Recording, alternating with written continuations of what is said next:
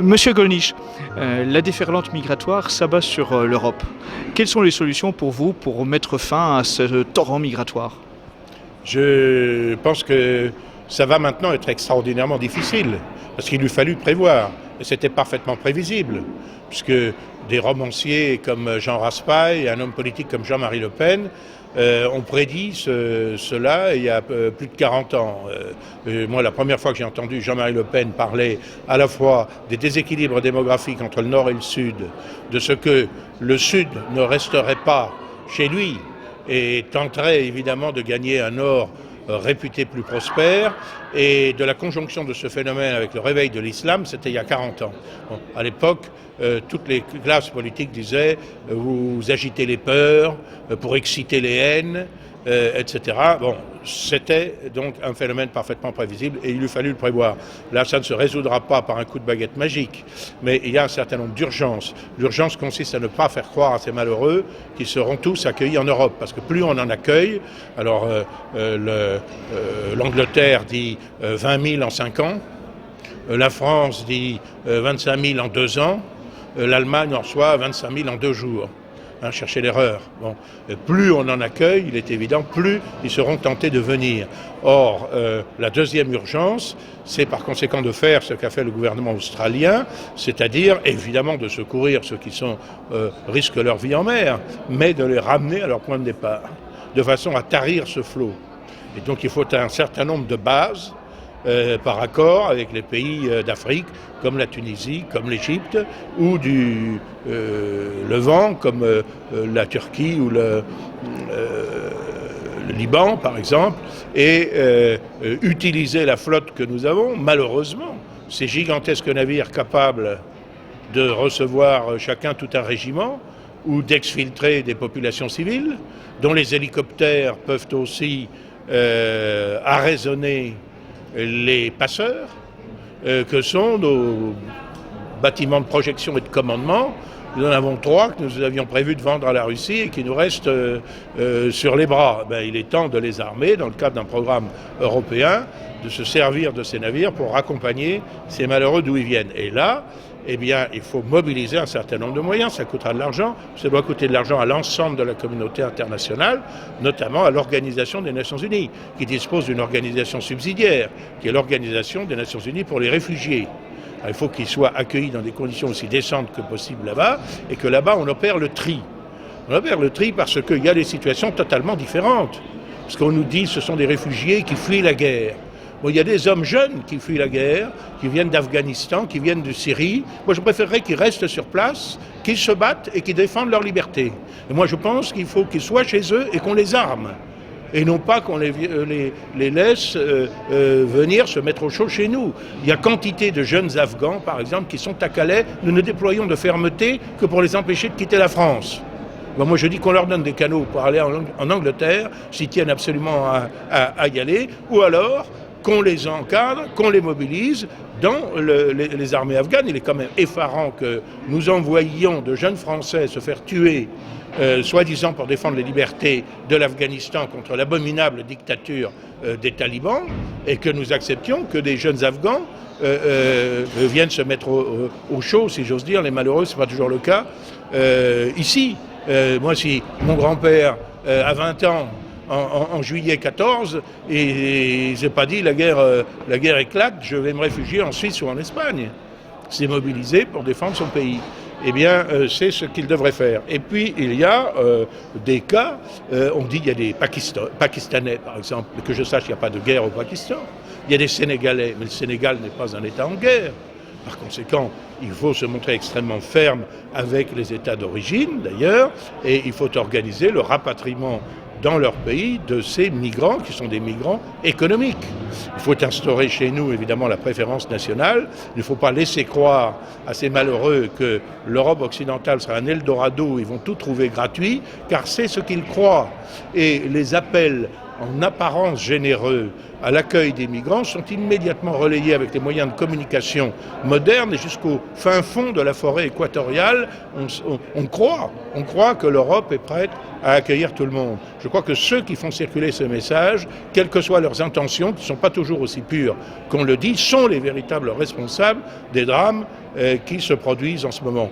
Puis il y aura évidemment un certain nombre de gens qui correspondent effectivement à la définition assez étroite du réfugié politique selon les conventions de Genève, c'est-à-dire quelqu'un qui a milité pour défendre des opinions politiques et qui se trouve persécuté dans son propre pays, ou bien, c'est vrai, des familles de chrétiens d'Orient qui sont malheureusement chassés de chez eux, mais encore une fois, moi je dis que les chrétiens d'Orient doivent s'armer. Ce n'est pas les bombardements américains qui vont régler le problème, ils ne font que coaliser la population sunnite en faveur des extrémistes, des musulmans et des salafistes. Il faut que les chrétiens d'Orient, il faut que les musulmans modérés, il y en a quand même malgré ce qu'on dit, n'est-ce pas, s'arment pour défendre leur pays. Il faut aussi que la Ligue arabe soit mise à contribution, à commencer par ces pays richissimes que sont l'Arabie saoudite, le Qatar, le Koweït et quelques autres, qui gardent de Conrad dans toute cette affaire le silence prudent, parce que dans la réalité on peut penser qu'ils penchent davantage du côté des salafistes que du côté du gouvernement légitime syrien. Alors vous voyez, je n'ai pas de solution miracle, c'est un ensemble de mesures qui doivent être prises, et toutes ces mesures sont hélas à contre-courant de ce que décide ici la majorité de ce Parlement, qui est décidé à organiser véritablement le suicide de l'Europe. Et quelles sont les possibilités pour la France de rétablir ses frontières? On voit des pays d'Europe centrale le faire, on voit l'Allemagne aller à contre-courant de ce qu'elle avait annoncé et tenter de rétablir également ses frontières avec l'Autriche. Qu'en est-il pour la France? Je crois que le rétablissement des frontières, contrairement à ce que l'on croit, ça n'est pas tellement le rétablissement de frontières matérielles. On voit bien que les murs des barbelés, d'ailleurs comme l'a dit Marine Le Pen assez justement, même très justement, depuis qu'on a supprimé les frontières, on n'a jamais vu autant de murs. Des murs entre les États-Unis et le Mexique, les murs entre la Hongrie et la Serbie, les barbelés ici ou là. Bon, je crois que le blocage physique d'une frontière française qui est depuis des années totalement désarmée, avec des postes de douane qui sont en ruine, véritablement. Il n'y a plus personne, ils sont plus viables, il faudrait les reconstruire, il faut évidemment mettre des gens contrôlés naturellement. Alors on va dire que c'est des contrôles au faciès. Ben oui, si on contrôle l'immigration illégale, on contrôle plutôt les gens qui ont l'apparence de venir de l'étranger. Bien évidemment, ça ne me paraît pas absolument anormal. Bon. Mais c'est surtout l'instauration de la préférence nationale, parce que c'est ce qui fera comprendre que la France n'est pas l'Eldorado que certains pourraient croire.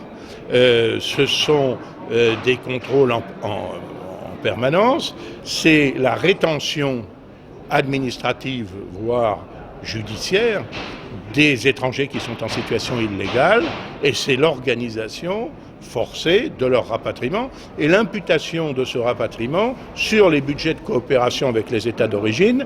Je vais vous surprendre, budget que je souhaiterais plus important, à condition qu'il soit utilisé de façon efficace. Mon ami Bernard Anthony disait la coopération internationale, elle consiste essentiellement jusqu'à présent à prendre l'argent des pauvres des pays riches pour le donner aux riches des pays pauvres. Mais ça pourrait être tout autre chose. Et quelquefois, c'est tout autre chose. C'est la création d'adductions, de points d'eau, une aide aux équipements, aux infrastructures. Moi, je suis prêt à ce que nous consentions un effort, parce que je préfère qu'un certain nombre de malheureux aient de quoi boire et de quoi manger et de quoi vivre dans leur pays d'origine, plutôt que d'être tentés de vivre dans le nôtre, ce qui, quand ça joue sur des masses aussi importantes, ne peut être qu'un facteur de déséquilibre. Et là encore, je vais citer mon ami et ancien collègue, ce n'est pas en tiers-mondisant la France qu'on résoudra les problèmes du tiers-monde. Alors une dernière question, le rôle des États-Unis dans tout cela, on peut douter tout de même que cette immigration massive soit le fruit d'un curieux hasard. Et quelles sont les responsabilités selon vous des États-Unis dans cette immigration massive et illégale? On critique beaucoup les États-Unis, mais je crois que personnellement j'aurais un point de vue un peu divergent de certaines théories que l'on accuse d'être complotistes. En fait, il y a des complots, je peux vous dire, je les vois en œuvre ici dans cette enceinte, mais il n'y a pas que des complots. Les États-Unis sont surtout portent une immense responsabilité dans le fait qu'ils ont totalement déstabilisé la région par la destruction du régime laïque, certes autoritaire, de Saddam Hussein, du régime baathiste en Irak. Car la seule alternative à l'islamisme radical, c'était évidemment le nationalisme arabe. Et ce nationalisme arabe était infiniment préférable. Moi, je combats le nationalisme arabe en France, mais étant nationaliste français, je ne suis pas choqué que les Arabes soient nationalistes chez eux, ça ne me dérange pas. Et la destruction de l'Irak a conduit à une situation chaotique dont nous voyons aujourd'hui les résultats.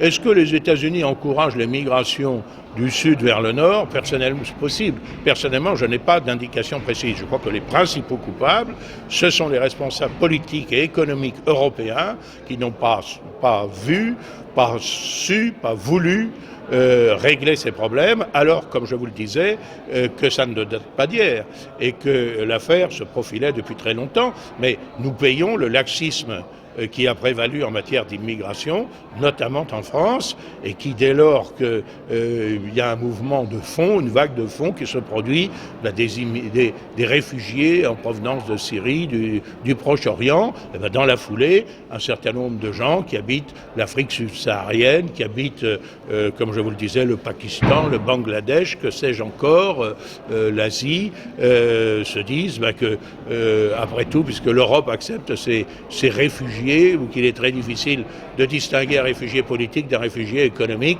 eh bien, ils pourront peut-être venir en même temps que les autres. C'est évidemment cette dynamique qu'il faut enrayer. Je ne suis pas sûr que les États-Unis y ont participé, mais ce dont je suis sûr, c'est que leur rôle en matière géostratégique a été absolument calamiteux au cours de ces dernières années. Merci, M. Gollnisch. Merci.